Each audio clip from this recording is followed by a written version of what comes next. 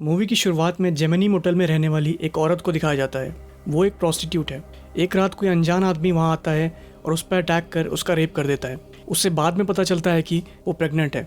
वो किसी भी तरह इस बच्चे की परवरिश नहीं कर सकती, इसलिए वो एक कैंची लेके उसे ख़त्म करने की कोशिश करती है, जिस कारण उसकी खुद की मौत हो जाती है, पर उसका बच्चा बच जाता है।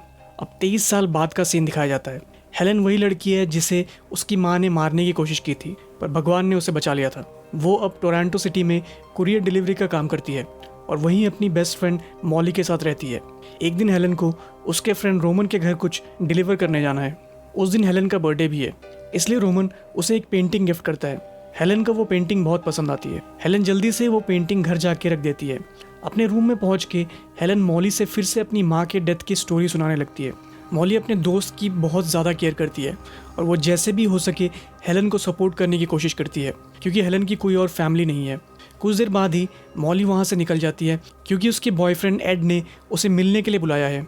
हेलेन भी अपने काम पे वापस जाने लगती है कि तभी एक कार उसे टक्कर मार देती है। उसे फिर कुछ लोग हॉस्पिटल में एडमिट कर देते हैं।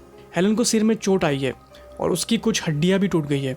कुछ हफ्तों बाद हेलेन की कंडीशन बेटर होने लगती है और उसे घर जाने की परमिशन मिल जाती है। मॉली और उसके कुछ फ्रेंड्स हेलेन के घर वापस आने की खुशी में एक छोटी सी पार्टी रखते हैं।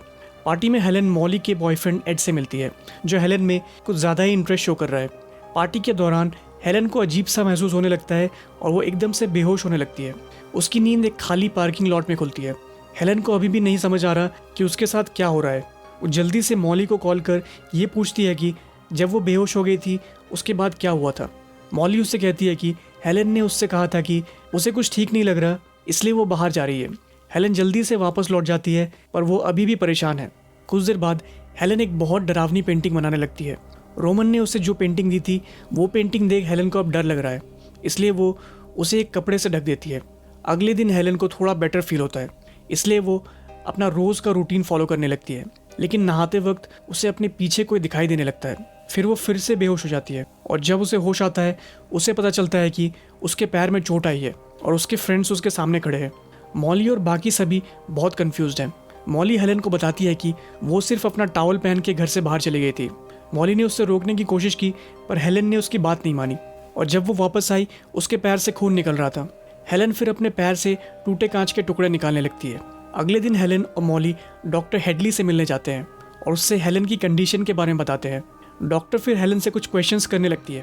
हेलेन उससे बताती है कि वो कभी भी बेहोश हो जाती है और जब उसकी नींद खुलती है वो दूसरी जगह में होती है। ये सब उसके साथ कार एक्सीडेंट होने के बाद से हो रहा है। इसके अलावा हेलेन ये भी कहती है कि उसे बेहोश होने से पहले एक परछाई दिखाई देती है। ये सब सुनने के बाद डॉक्टर उसके ब्रेन का एक CT स्कैन करने का डिसाइड करती है, जिसके रिजल्ट्स हेलेन को कल मिल जाएंगे। इसके बाद हेलेन घर वापस आ जाती है और जल्दी से सोने चली जाती है। सपने में उसे उसके बेड के नीचे एक डरावनी औरत दिखती है। उसकी नींद तब खुल जाती है जब डॉक्टर उसे कॉल करती है। डॉक्टर उसे बताती है कि उसके ब्रेन में कुछ अजीब सा चल रहा है। ये सुनने के बाद हेलेन दौड़ के हॉस्पिटल चली जाती है। वहाँ डॉक्टर उसे एक्सप्लेन करती है कि उसके ब्रेन में एक बहुत रेयर ट्यूमर है। वो बताती है कि बचपन से उसके ब्रेन में और भी कोई रह रहा है। हेलेन की मदर ने जब अपने पेट में कैंची घोंप ली थी, तब उसके पेट में एक नहीं बल्कि 2 बच्चे थे। एक बच्चा कैंची घोंपने की वजह से वही ख़त्म हो गया था, पर बाद में हेलेन के स्कल ने उसे एब्जॉर्ब कर लिया था। हेलेन के कार एक्सीडेंट के कारण उसके ब्रेन का वो पार्ट एक्टिवेट हो गया है जिसमें उसके बहन की पर्सनालिटीज़ है और वो काफ़ी तेज़ी से ग्रो भी कर रही है, जिस वजह से हेलेन को चक्कर आने लगे हैं और उसकी मेमोरी लॉस होने लगी है। उसे अब वैनिशिंग ट्विन सिंड्रोम नाम की बीमारी हो गई है। ये किसी को तब होता है जब किसी बच्चे के ट्विन की मौत माँ के पेट में हो जाती है, जिसके बाद मरा हुआ ट्विन जिंदा रहने वाले बच्चे की फीटस में एब्जॉर्ब कर लिया जाता है। यही रीज़न है कि हेलेन की अब 2 पर्सनालिटीज़ हैं, हेलेन और उसकी ट्विन सिस्टर, जो कार एक्सीडेंट की वजह से बाहर निकल आई है। डॉक्टर फिर हेलेन से कहती है कि तुम एक छोटी सी सर्जरी करके इस ट्यूमर को अपने ब्रेन से निकाल सकती हो, लेकिन सर्जरी के लिए हेलेन को 3 दिन वेट करना होगा, क्योंकि डॉक्टर किसी काम से बाहर जा रही है। घर पहुंच के हेलेन रोमन ने उसे जो डरावनी पेंटिंग दी थी उसे देखने लगती है। हेलेन ने वो पेंटिंग छिपा के रख दी थी, पर वो वापस किसी ने वॉल पे टंगा दी थी। उसे लगता है कि ये काम मॉली ने किया होगा, पर मॉली उससे कहती है कि उसने ये नहीं किया। हेलेन फाइनली वो पेंटिंग रोमन को वापस लौटाने के बारे में सोचने लगती है, लेकिन जब वो रोमन के घर जाती है वहाँ उसे कोई नहीं मिलता। उसे वहाँ बस एक लैपटॉप रखा हुआ मिलता है जिसमें एक वीडियो चल रहा है। उस वीडियो में हेलेन रोमन को टॉर्चर कर रही है और रोमन उससे अपनी जान की भीख मांग रहा है। हेलेन ने रोमन को थोड़ा तड़पाने के बाद उसका खून कर दिया था। उसे ये सब कुछ भी याद नहीं है। रोमन के घर में उसे एक जगह टूटे ग्लास के टुकड़े भी मिलते हैं। उसे वो दिन याद आता है जब वो एक जख्मी पैर के साथ घर लौटी थी। अब हेलन पूरी तरह कन्विंस्ड है कि उसके ब्रेन में और भी कोई रहता है जो कि एक खूनी भी है। ज़्यादातर टाइम हेलन ही अपने बॉडी को कंट्रोल कर रही होती है, पर धीरे धीरे उसकी बॉडी का कंट्रोल उसकी ट्विन सिस्टर के पास जा रहा है। हेलन को अब समझ आ गया है कि उसकी कंडीशन कितनी सीरियस है। उसे अब अपने आप से ही लड़ना पड़ेगा। वो घर वापस जाके अपने आप को बांध देती है ताकि वो अनजाने में कुछ गलत काम ना कर बैठे। अगली रात हेलन घर पे बोर होने लगती है, इसलिए वो बाहर एक वॉक पे चली जाती है। लेकिन कुछ देर चलने के बाद ही उसे चक्कर आने लगते हैं और वो पास के एक टॉयलेट में चली जाती है। उसे अपने प्लास्टर के अंदर कुछ महसूस होता है, इसलिए वो उसे निकाल फेंकती है और अपने घाव देखने लगती है। लेकिन वो तब चौंक जाती है जब उसे अपने घाव के अंदर से किसी की उंगली मिलती है। उंगली वहीं फेंक के हेलन बाहर चले जाती है। इसके बाद मॉली का बॉयफ्रेंड एड उसका पीछा करने लगता है। एड को हेलन बहुत ही अट्रैक्टिव लगती है, इसलिए वो हेलन का रेप करने के बारे में सोचने लगता है। उस टाइम हेलन की ट्विन उसके बॉडी को कंट्रोल करने लगती है। वो उसके बाद एक चाकू दिखा के एड को डरा देती है और वो वहाँ से भाग जाता है। हेलन फिर से अपने बॉडी के कंट्रोल में आ जाती है और दौड़ के घर वापस चले जाती है। घर पहुँच के मॉली उससे कहती है कि ये डरावनी पेंटिंग्स बनाना बंद कर दो।